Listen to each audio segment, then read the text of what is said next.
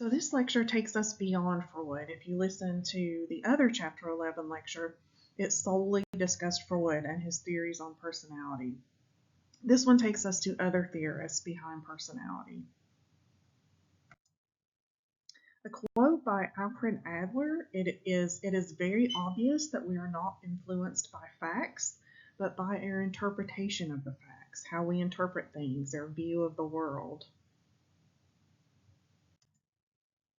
So let's look at several personality theories, again, beyond Freud's personality theory.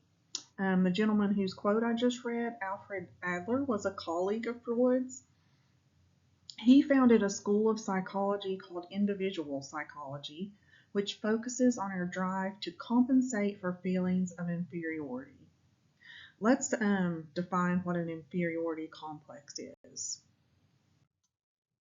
An inferiority complex refers to a person's feelings that they lack worth and don't measure up to the standards of others or of society. Feelings of inferiority in childhood are what drive people to attempt to gain superiority, and that this striving is the force behind all of our thoughts, emotions, and behaviors. So again, we go back to this concept of our thoughts, emotions, and behaviors. And Adler's idea is this attempt to get rid of these feelings of inferiority drive those things. Adler also, however, believed in the importance of social connection during childhood and how that creates our personality. He believed there are 3 tasks that each of us must experience. These include love. We must experience love and finding a romantic partner. Again, he acknowledged the importance of social connection, so love, societal tasks, we must find friendship, and also occupational tasks, finding a career. And he said those are the 3 things, the 3 tasks that we need to complete in life in order to have a healthy personality. Another belief of Adler is that our birth order determines our personality. However, it is important to note that this theory has not been confirmed. There's no proof that this is true, but it's something he believed, and I think it's kind of an interesting concept that our birth order affects our personality.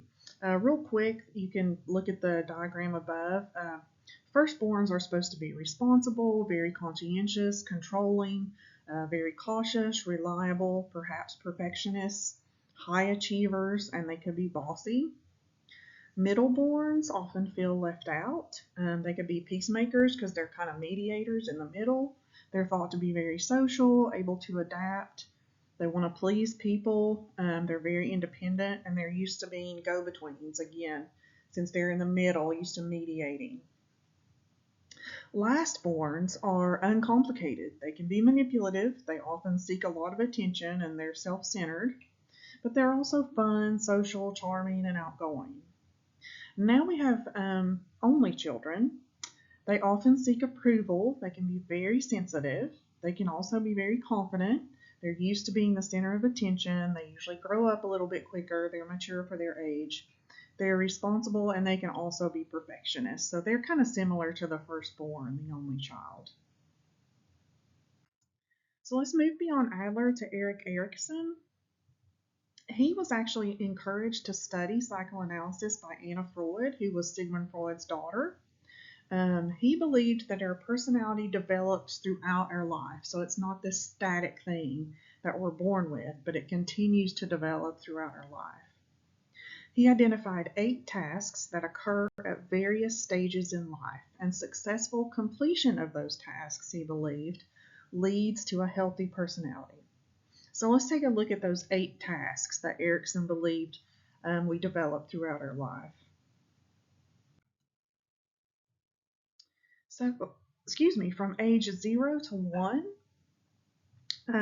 infants learn to trust caregivers to meet their basic needs. From 1 to 3, toddlers develop a sense of personal control and independence. From 3 to 6, children assert control through directing play and social interactions. 6 to 12, children develop a sense of pride in accomplishments and abilities. 12 to 18, teens explore, as we know, often their sense of self and personal identity. 18 to 40, these are young adults, and this is the time we form intimate, loving relationships with others.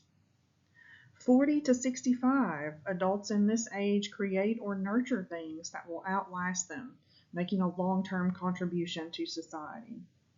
And over 65, senior citizens usually reflect on their life and either feel a sense of fulfillment or regret. So these are Erickson's stages of development, and he said, we must accomplish these 8 stages in order to have a healthy personality. Carl Jung was actually a protege of Sigmund Freud, so you can see a lot of these um, theorists go back to Sigmund Freud and his beginning, which is one reason he's so important. He did agree with Freud's idea of a personal unconscious, but also believed in a collective unconscious. Let's define collective unconscious.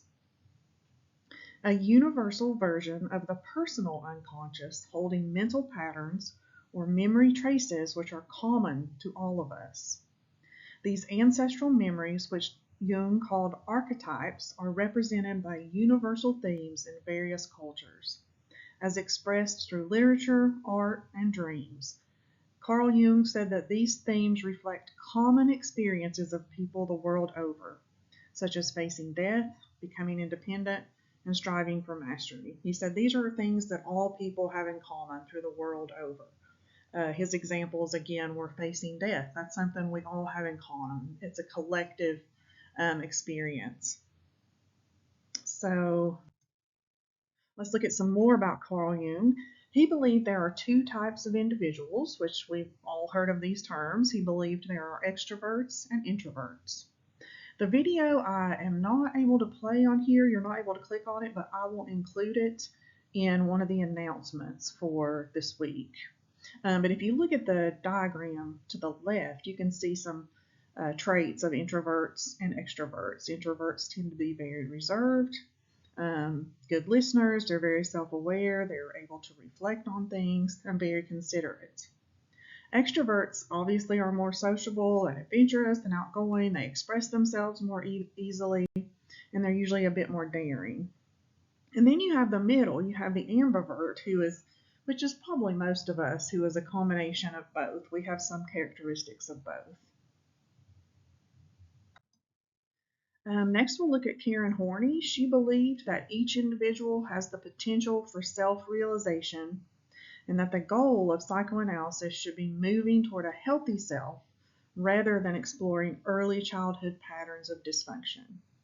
Remember that Freud really focused on early childhood patterns of dysfunction, the oral, anal, phallic stage, etc. She believed that shouldn't really be focused on in therapy or psychoanalysis, but moving toward a more healthy self should be focused on. She focused on the role of unconscious anxiety and how children learn to handle that anxiety. She suggested 3 styles of coping with this anxiety. The first style is compliance, affection and approval, partner and power, movement toward other people, the compliant personality. Expansion and aggression, exploit others, social recognition, personal admiration. Movement against other people, that would be the aggressive personality. And then we have the detached or withdrawn personality. Perfectionists, movement away from other people. So they're more to themselves and withdrawn. So those are just a few of the theorists beyond Freud that have given us ideas on people's development, especially of their personality. So if you have any questions, as always, please let me know.